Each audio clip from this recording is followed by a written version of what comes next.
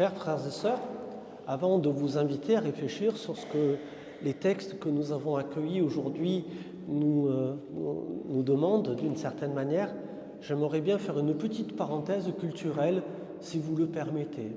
Je ne sais pas si vous êtes conscient, mais l'interrogation que se pose ce gérant, ça a donné lieu à une chanson qui fait partie du patrimoine de la chanson française. Cette chanson nous vient de la tradition cajoune de la Nouvelle-Orléans. Et le tout premier qui l'a chanté, c'est un certain César Vincent, en 1953. Ça ne nous rajeunit pas, c'est vrai. Et puis cette chanson, elle a été connue grâce à un certain Zachary Richard, un Canadien, qui l'a chantée devant des salles remplies. Et chez nous, en France, cette chanson, nous l'avons connue grâce à un certain Julien Clerc, en 1978. Ça vous parle ? Je vais vous la chanter, vous allez comprendre de suite. Travailler, c'est trop dur, et voler, c'est pas beau. Mendier la charité, c'est quelque chose que je peux pas faire avec vous. Travailler, c'est trop dur, et voler, c'est pas beau. Mendier la charité, c'est quelque chose que je peux pas faire. J'aime bien la suite aussi. Chaque jour que moi je vis, on me demande de quoi je vis. Moi je dis que je vis de l'amour et j'espère de vivre vieux. C'est tout le souhait que nous pouvons espérer, bien sûr. Vous voyez, quand l'évangile déteint sur la chanson française, ben voilà, ça peut faire ce genre de choses. C'est exactement, mot à mot, le questionnement de ce gérant dont nous avons entendu parler de l'évangile d'aujourd'hui, qui est repris dans cette chanson. Au-delà de ça, chers frères et sœurs, pour réfléchir un peu plus sérieusement à la thématique qui nous est donnée, permettez que je m'appuie un petit peu plus sur la première lecture, parce que j'aime bien le prophète Amos, qui est assez méconnu dans l'Ancien Testament. Ce qui nous est demandé, me semble-t-il, c'est d'être juste. Pas forcément dans l'immédiat de devenir des justes au sens biblique du terme, c'est-à-dire des saints, ça peut venir, hein, bien sûr, ça nous est demandé aussi par notre Seigneur. Mais vous voyez, en amont de devenir des saints, ou des justes dans la tradition biblique, il me semble que les textes d'aujourd'hui nous invitent à être justes. Justes dans notre rapport avec Dieu et justes les uns avec les autres. Et plus particulièrement vis-à-vis des plus pauvres et des plus nécessiteux, si on entend bien ce que nous dit le prophète Amos. Être juste avec Dieu, oui, vous avez entendu Amos qui reproche à certains juifs que le Shabbat est trop, ils trouvent que le Shabbat c'est trop long, ils ne peuvent pas faire leur commerce pendant que le temps du Shabbat. C'est interdit, c'est Shabbat, tu te reposes le jour du Shabbat. Et vous voyez, ça c'est une institution divine. Dieu lui-même s'est reposé. Qui sommes-nous pour ne pas faire comme lui ? Il nous demande de rentrer nous aussi dans ce jour de repos. C'est une sagesse, le Seigneur qui nous connaît bien. C'est pas que respecter Dieu de faire Shabbat, c'est se respecter soi-même aussi et de respecter la créature que nous sommes, car c'est Dieu qui nous a créés à son image et à sa ressemblance. Voilà, le Shabbat, le repos, c'est une institution divine, c'est vrai, mais qui nous est donnée, chers frères et sœurs, pour que nous puissions nous épanouir.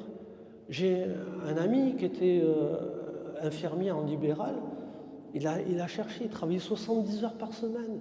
Le fric, parce qu'il voulait s'acheter la belle maison, la piscine, la belle voiture, etc. Le fric. Il a divorcé 2 fois, résultat, il a divorcé 2 fois et il s'est détruit la santé. Vous voyez la sagesse, le Shabbat, repose-toi, prends le temps de te reposer.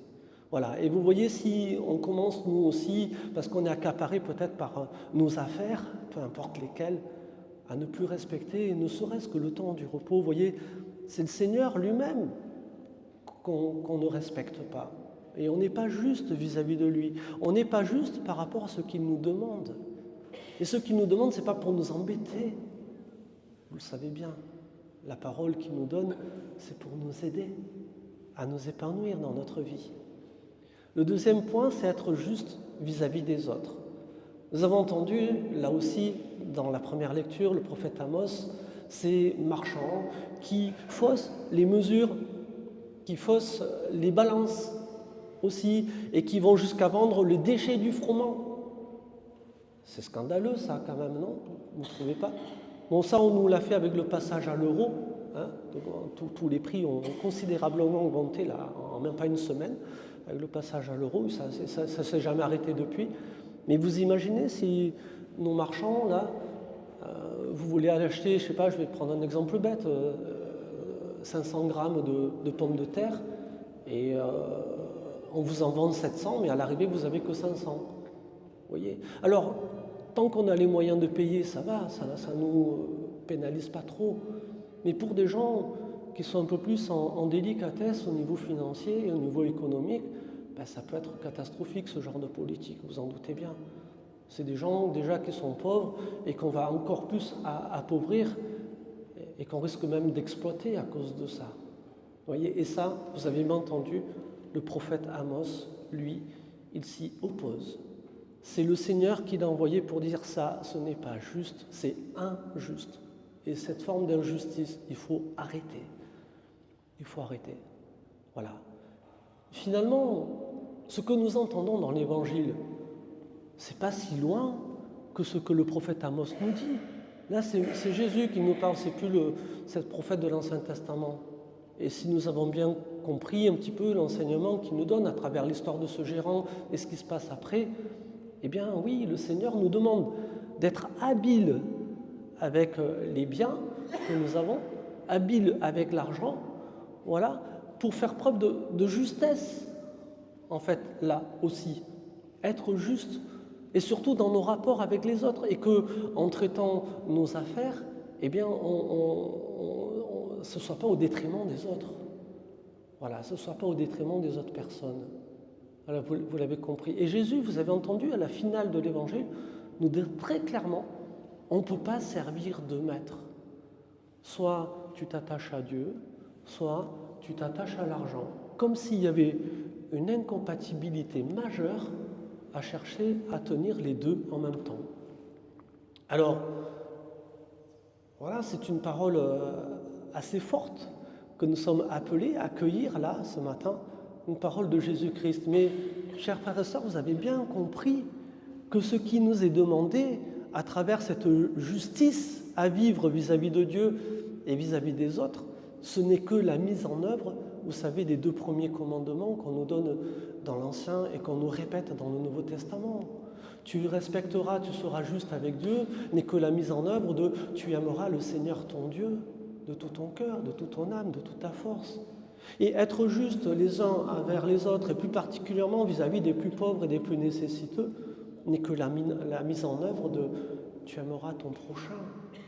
Et vous voyez, chers frères et sœurs, ce qu'il nous a demandé finalement, c'est pour éviter les écueils, eh bien, vous voyez, de justice par rapport à l'argent, les affaires, ou tous les biens matériels que nous pouvons posséder aussi par ailleurs. C'est finalement de ne jamais perdre de vue ces deux commandements. Aimer le Seigneur, aimer son prochain. Et il me semble que si nous tenons bien cette ligne de conduite, alors ça nous évitera tout écueil. Comme résumerait, vous savez, un certain Saint-Augustin, et j'aime bien ce qu'il dit, il dit « aime et fais ce que tu veux ». Tout est là, chers amis. Amen.